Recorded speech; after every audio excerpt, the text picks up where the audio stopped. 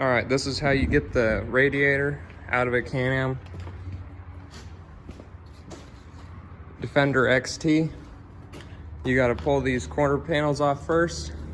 There's 2 push pins, one right here, and then one on the inside right here. And then there's 2 bolts right on the inside, one here, and then one over here. It's the same on the other side. To get this front piece off here, you have to pull, there's 1 bolt down here, 1 Torx here, 1 here, and then 1 more right down there.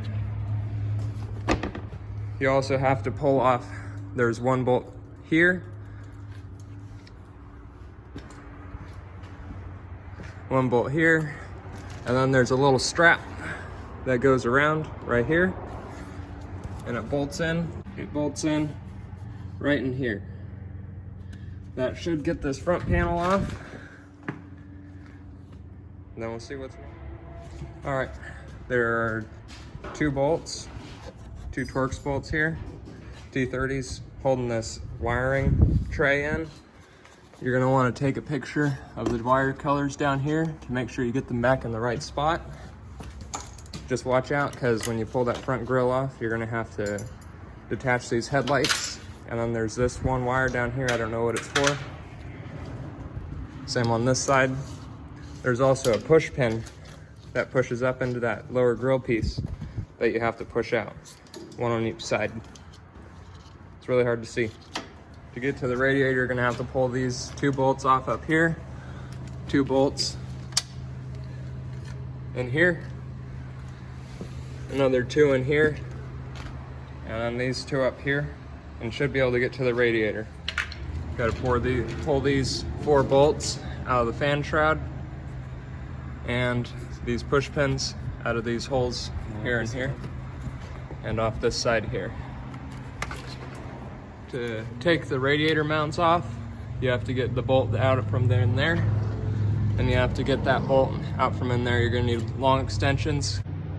Now to get the rear shroud off, there's 4 10s, top and bottom, on each side here. So 1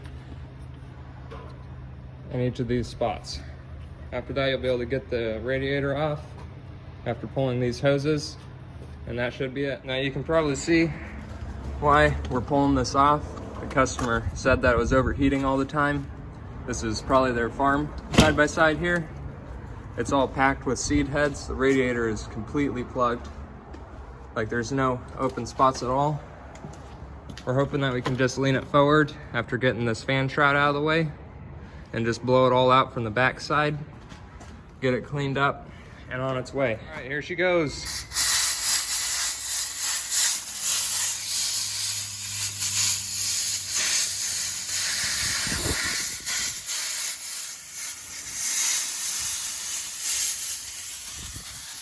That's really packed. All right, it's all back together. We did have to end up taking the radiator out because it was completely packed. We couldn't get it all blown out. All I had to do is take off the hose up there, the hose on the back side, and then the little breather tube, and that was it to get it out the rest of the way. Other than that, got it all put back together.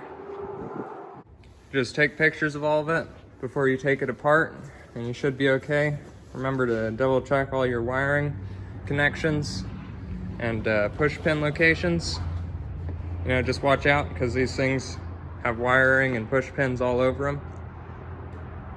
So I hope this helps. If you found it helpful, like and subscribe. Keeg out.